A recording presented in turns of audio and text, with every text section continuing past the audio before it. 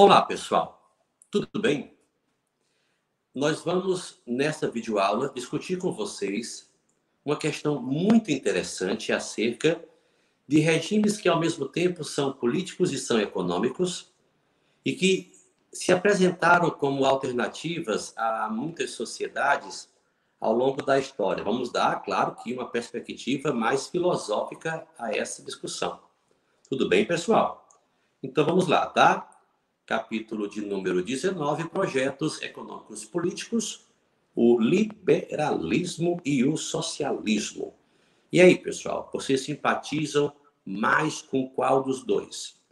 No nosso livro, pessoal, há essa perspectiva de que há diferenças entre liberalismo e socialismo político e que são apenas uma maneira de se configurar uma questão central da vida em sociedade. Que questão central seria essa, pessoal?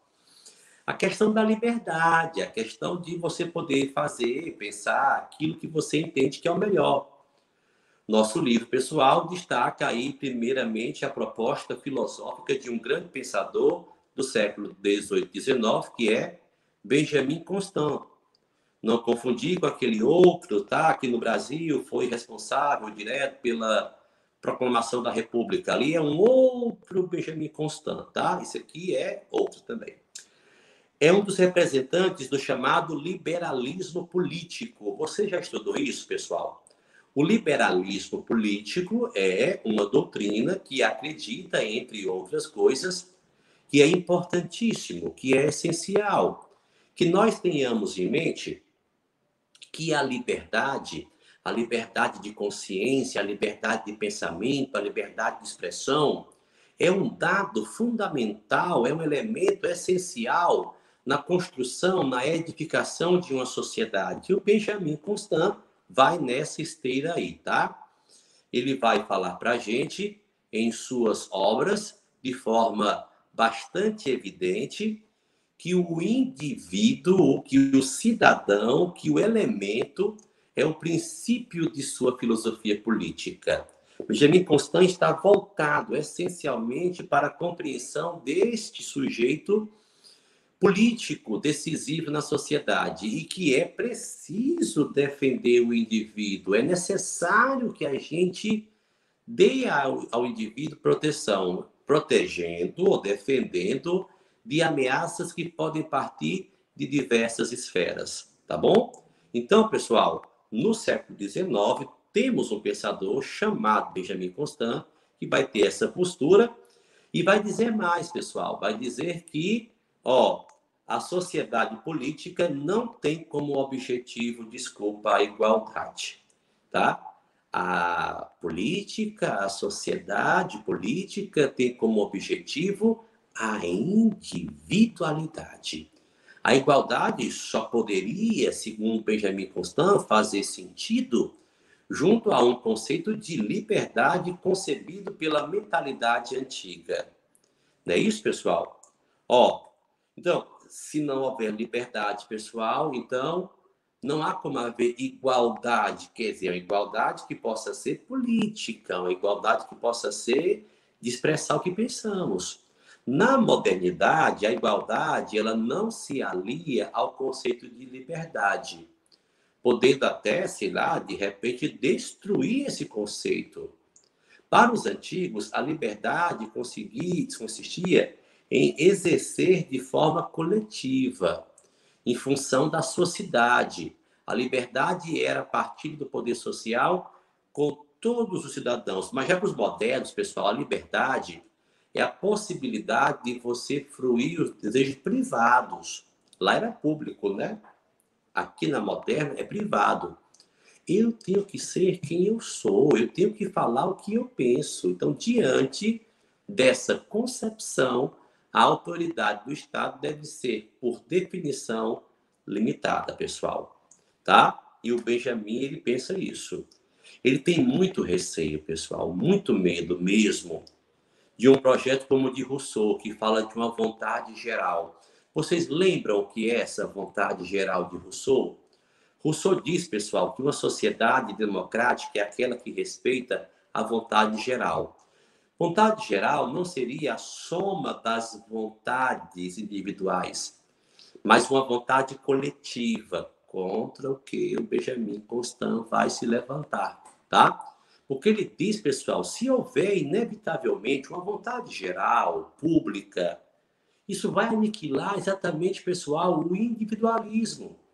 A individualidade, pessoal, ela só prospera na medida em que a autoridade do Estado é enfraquecida. Então, o Benjamin Constant, ele tem uma coisa de oposição, ele tem uma postura de reticência em relação ao Estado. Percebem isso?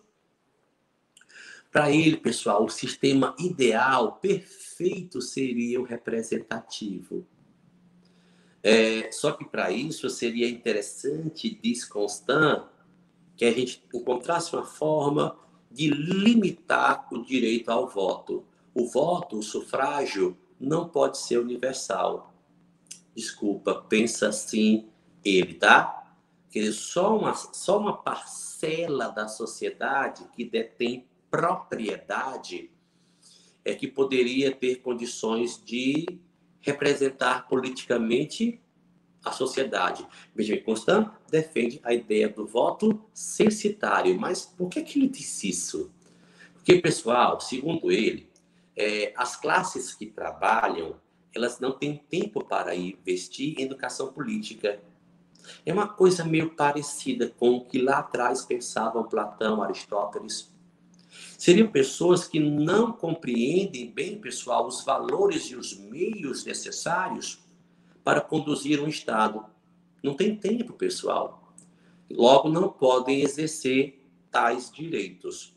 Benjamin Constant, então, pessoal, ele entende a necessidade de dividir poderes. No entanto, o que ele entende? Que o monarca deveria ser alguém, sabe, um tanto neutro e ativo, que trabalhasse no sentido de limitar o poder do próprio Estado, mantendo assim, pessoal, a liberdade da sociedade. O nosso amigo Benjamin Constant, que é um liberal, defende então a concepção moderna de liberdade, em que haja respeito às individualidades, uma fruição dos interesses individuais contra as esferas de um poder estatal e, por outro lado, até dos desejos de classes incapazes, ele chama de incapazes, de compreender os valores necessários para a condução do Estado da sociedade. Ok, pessoal? Então vamos lá. Resumindo, tá? Para o Benjamin Constant, tem que haver liberalismo e uma redução do poder do Estado. E uma participação muito seletiva por critérios sociais e econômicos, daqueles que podem participar da política. Tranquilo, pessoal? Nosso livro apresenta a visão de um outro pensador, também liberal, chamado Alexis de Tocqueville. Tocqueville, pessoal, diz que a sociedade democrática ela poderia levar a um novo tipo de despotismo. Sabe por quê, né? Porque, pessoal, uma sociedade onde todo mundo pode participar, de repente, falar aquilo que pensa, meu Deus, vira um caos. E dentro dessa realidade, ninguém se entende. Apesar disso, Tocqueville considerava a democracia um fato que não dava para reverter. Democracia, pessoal, é definida pela noção de igualdade. Os americanos que Tocqueville tanto estuda, tá? A Revolução Americana é um dos assuntos que ele mais estuda. Conseguir estabelecer instituições concretas de soberania popular. Mas por quê? Porque lá, segundo Tocqueville, estabeleceram a ideia do federalismo, que permite combinar os méritos das grandes e pequenas nações. A busca pela igualdade de condições acaba com a liberdade, pessoal. Não dá para todo mundo ser igual. Fazer escolhas diferentes é o que gera as diferenças e as desigualdades. Para sermos iguais, não é possível que sejamos muito livres, é o que pensa o Tocqueville. Individualismo e materialismo, pessoal, são típicos de democracias e garantem, por isso, um poder autoritário, um poder despótico, é o que pensa Tocqueville. A própria indústria, segundo Tocqueville, pessoal, que é um cara também cético, viu? Ele tem sua desconfiança em relação à indústria, à economia industrial.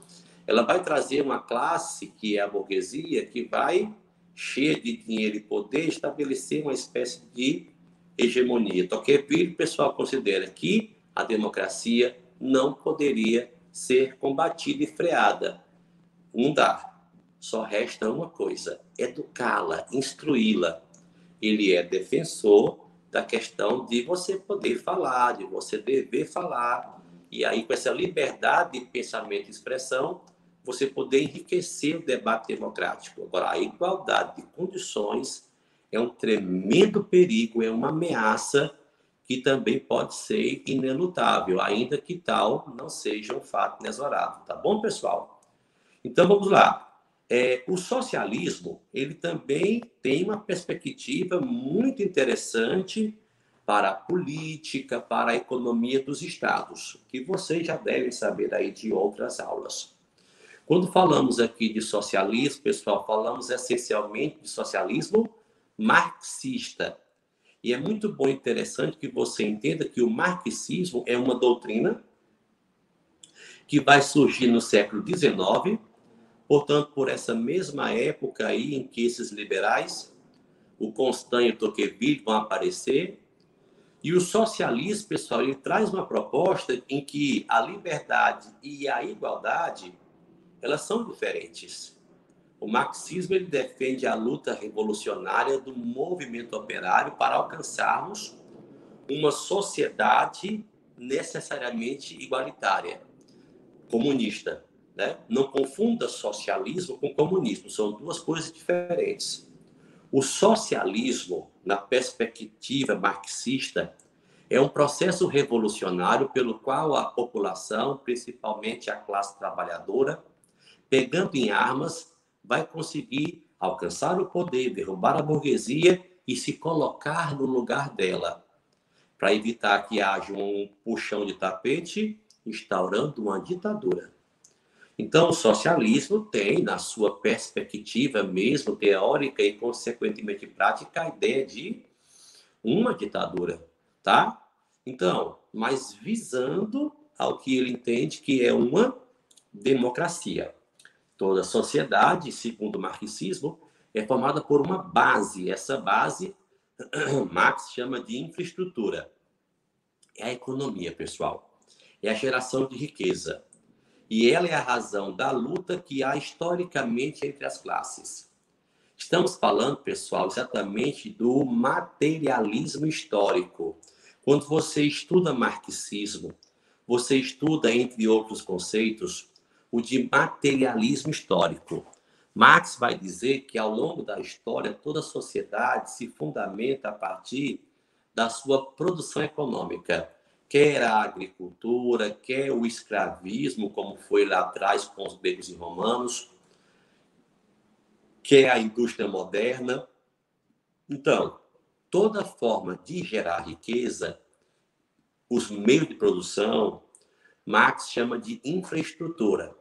E é a disputa por essa infraestrutura que vai provocando as transformações históricas, tá? Por isso que, para o Marx, a história, que tem uma base materialista, também é dialética. O que é dialética? Ela passa por altos e baixos. A história sofre transformações, paradoxos, mudanças. Se estivéssemos vivendo na sociedade grega ou romana antigas, estaríamos vivendo ainda o escravismo. Ou se vivêssemos na Idade Média, Europa, viveríamos o feudalismo. Então, cada modo de produção desse vai se transformando porque é próprio da história ser dialética. Mas essa dialética, essa mudança, essa contradição se dá porque existe um motor. Esse motor se chama luta de classes. Então, essa luta irá determinar a maneira pela qual as relações sociais se realizam ao longo da história. Quer entre patrícios e plebeus, quer entre senhores feudais e servos, que é entre burguesia e proletariado. Em cada época, pessoal, Marx vai nos dizer que há um modo de produção: escravismo, feudalismo, capitalismo, entre outros. E sob essa base econômica, então, se ergue um edifício jurídico. Opa, entra agora um outro conceito. Ele é político, ele é cultural, a superestrutura, pessoal, que é um reflexo da infraestrutura. Opa, será que eu entendi direito? A infraestrutura é a base, a superestrutura está lá em cima, é o ápice. A superestrutura deriva das mudanças que acontecem na infraestrutura. Então, na infraestrutura acontecem mudanças. E essas mudanças se refletem lá na superestrutura. A forma de governo, a forma de representar e criar as leis está muito ligada à realidade material de cada sociedade, de cada época. E se há mudanças na infraestrutura, há mudanças também na superestrutura.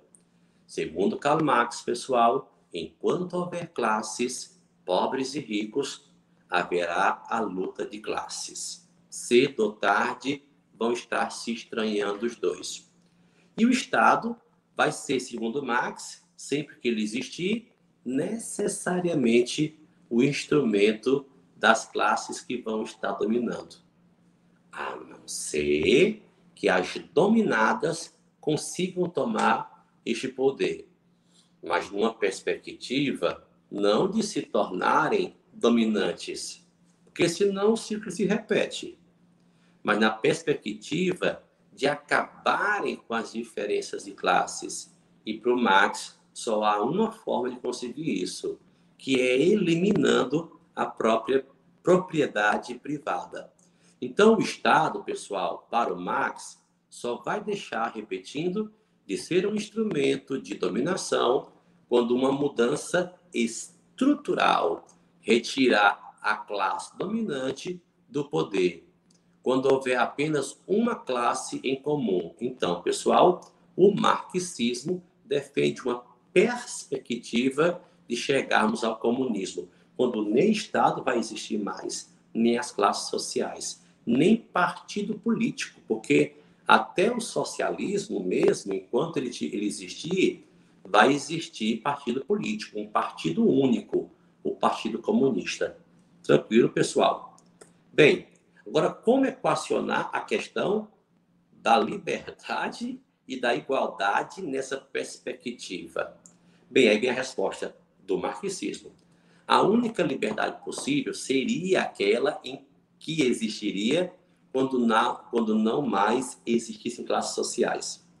Enquanto houver classes sociais, pessoal, na perspectiva marxista, a liberdade vai ser uma ilusão. Para o Marx, é uma ilusão você acreditar que trabalhando, ganhando salário, entre aspas, comprando o que você quer, você não compra o que você quer, para o Marx. Porque com um salário, quanto é o seu, é mínimo, você não vai conseguir comprar o que você quer. Você quer uma casa ou uma casa maior, você quer um carro ou um carro mais caro, você quer viajar. Então, para o Marx, pessoal, a liberdade no capitalismo está condicionada ao seu poder financeiro. Logo, quanto mais dinheiro, mais liberdade. Sem dinheiro não se é livre. Então, a liberdade para o Marx é uma ilusão. Tranquilo? Uma verdadeira liberdade só poderia existir na perspectiva marxista quando a infraestrutura capitalista fosse totalmente destruída. Na concepção marxista, defender a liberdade, enquanto não há sociedade sem classes, seria apenas defender a liberdade de uma classe privilegiada. Entenderam? Então, pessoal, o socialismo marxista, ele configura de tal modo a relação entre liberdade e igualdade, somente com o advento real da segunda, né? A igualdade é que a primeira liberdade poderia existir. Se não houver igualdade, não pode haver liberdade, tá bom? Marx, então, ele dá origem a inúmeras correntes, pessoal. Ó, tem socialismo anarquista, socialismo cristão. Meu Deus, tem tanto tipo de socialismo. E aí, pessoal, seria preciso considerar cada uma delas para compreender suas propostas. Ainda assim, pessoal, mesmo assim, grande parte delas retorna mais ou menos ao pensamento do Marx, segundo o qual defender a liberdade sem revolução social é, no mínimo, inútil e pode servir a interesses de classes privilegiadas. E esse, pessoal, é o nosso recado acerca desse capítulo, que confrontou aí as propostas liberais e socialistas acerca da política, da economia, tá bom? E é isso, gente. A todos vocês, um forte abraço e até a próxima.